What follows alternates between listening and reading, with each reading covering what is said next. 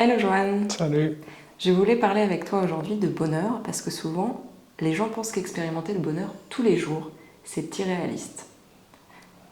Je crois que tu penses l'inverse, tu peux m'expliquer? Ouais, je suis pas vraiment d'accord avec ça. Et je trouve que c'est quelque chose qui est très pragmatique et qu'on peut expérimenter quand on comprend aussi comment il s'articule et comment il fonctionne. Faire la distinction en fait entre ce que c'est véritablement et ce que ce n'est pas. Et ça serait quoi justement la distinction entre bien-être et bonheur? Parce que concernant le bien-être, on sait qu'on peut passer à l'action chaque jour pour prendre soin de soi. Ça ne veut pas dire qu'on va forcément être très heureux tous les jours. Moi, ça se joue vraiment en termes de profondeur. Je vois le bien-être comme quelque chose de superficiel. Tu essayes d'apporter un peu de douceur à un quotidien qui serait difficile et tu essayes de compenser, en fait, il y a cette notion de compensation pour pouvoir continuer à avancer, de t'équilibrer un peu par des activités pour que tu te sentes mieux et que tu avances. Bonheur, c'est autre chose. C'est quelque chose de beaucoup plus profond qui peut inclure des choses de bien-être dedans, mais c'est pas une obligation.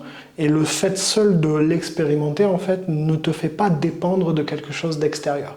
Et comment on expérimente alors le bonheur? Est-ce qu'il y a des points communs? Pour chaque personne, on va l'expérimenter différemment. Quand tu vas voir quelqu'un d'heureux, il peut avoir des vies qui sont complètement différentes.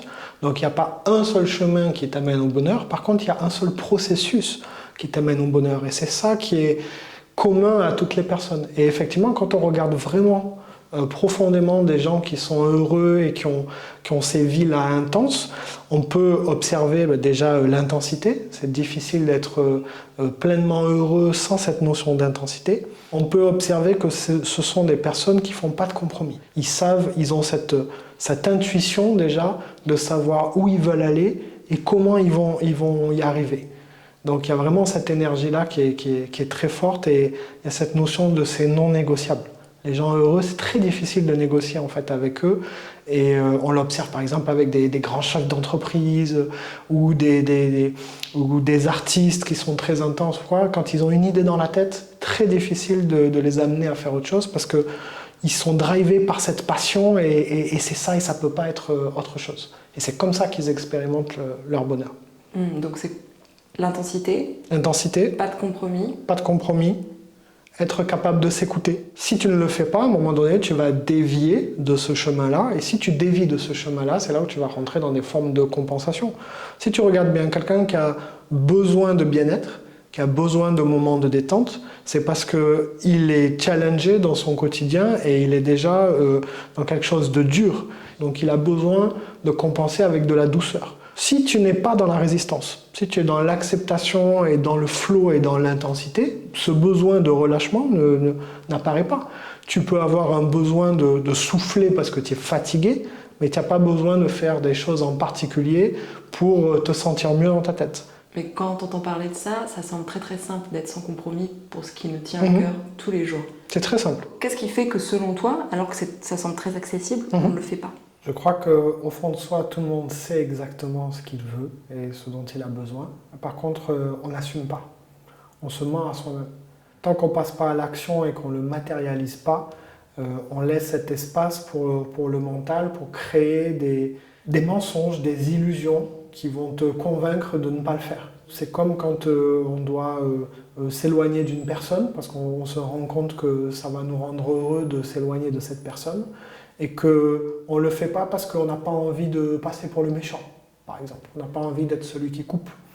Observe que le jeu du mental, quand est-ce que tu es en train de défendre l'image de toi vis-à-vis des autres plutôt que toi-même.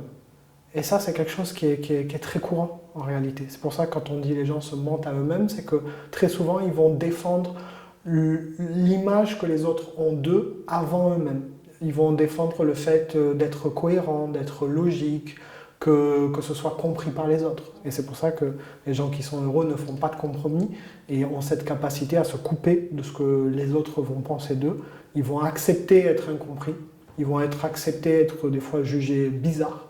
Il faut assumer ça aussi. Donc en fait, tout le chemin du bonheur, pour toi, c'est juste une résistance qu'on a à notre propre bonheur, parce qu'on n'arrive pas à s'assumer. Ouais.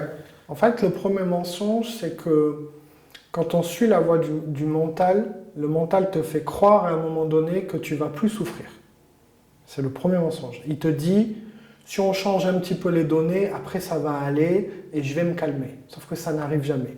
Donc moi, ce que je fais plutôt, c'est que de dire de toute façon, accepte dans un premier temps que d'une manière ou d'une autre, tu vas souffrir de quelque chose. Ça fait partie de nous et c'est plutôt même une bonne chose parce que c'est une information. Ça te dit où est-ce que je dois pas aller, où est-ce que je dois bouger. Et en fait, plus tu es loin de ce chemin, plus tu souffres.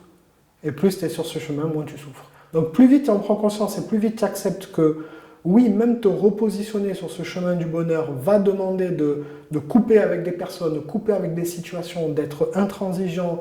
Si tu fais ce choix, au moins tu te donnes la chance d'être heureux. Tu l'auras fait une fois, tu te seras mis sur le chemin et après il faudra juste rester attentif à comment ça évolue. Mais tu auras fait le plus gros du travail. Donc première étape, observer sa souffrance et poser une action en conséquence. Est-ce qu'il y en a d'autres? Il y a 4 grandes étapes. Il y a vraiment la première étape d'observer. Il y a ensuite l'étape d'accepter, parce que tu peux observer des choses mais tu ne les acceptes pas.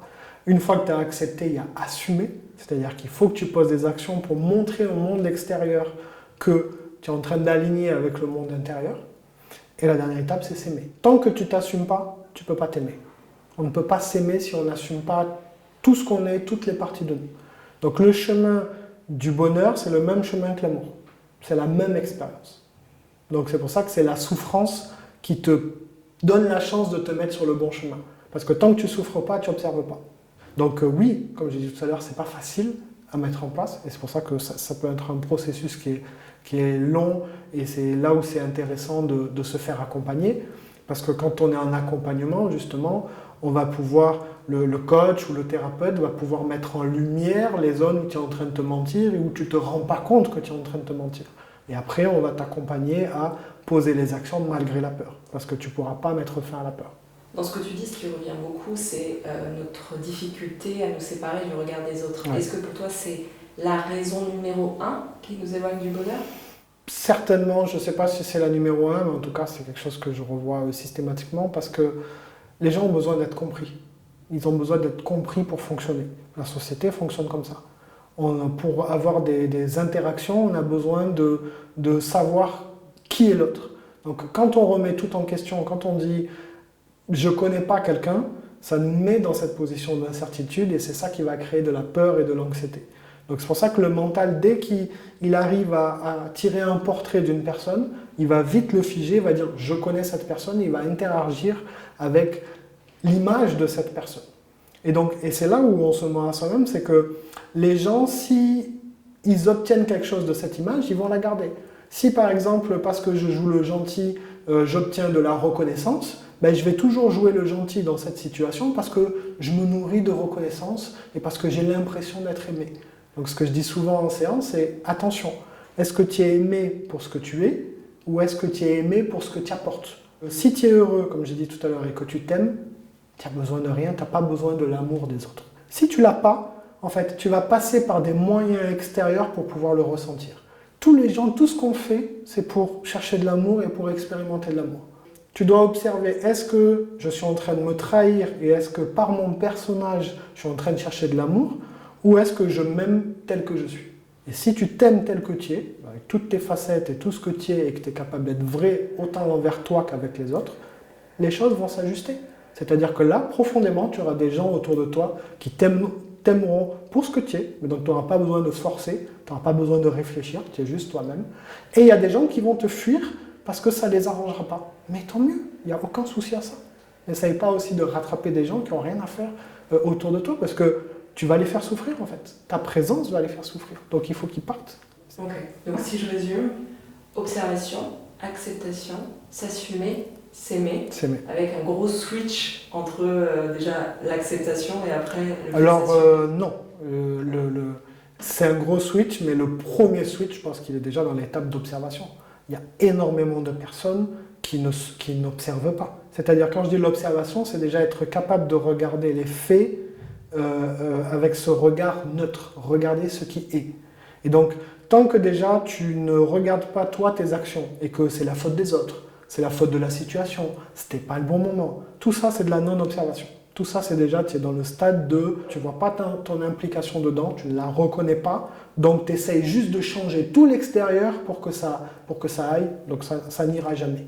Donc le premier mouvement, c'est déjà de dire ok, en fait, c'est pas tel job qui va me rendre heureux ou telle personne où j'ai pas besoin que tout soit aligné extérieurement pour me sentir bien. Lorsque tu perçois déjà que ça n'arrivera jamais et que tu lâches sur ça, là tu rentres dans l'intérieur et là tu es dans la phase d'observation. Donc il y a beaucoup, on va dire le plus grand nombre sont entre ces deux. Après, tu vas avoir une partie qui reste dans l'observation mais qui n'accepte pas ce qu'il voit. Et ainsi de suite. Et il y a de moins en moins, tu vois, c'est comme une pyramide. Et il y en a de moins en moins qui arrivent à passer ces caps-là. Ok, merci beaucoup Johan. Merci à toi.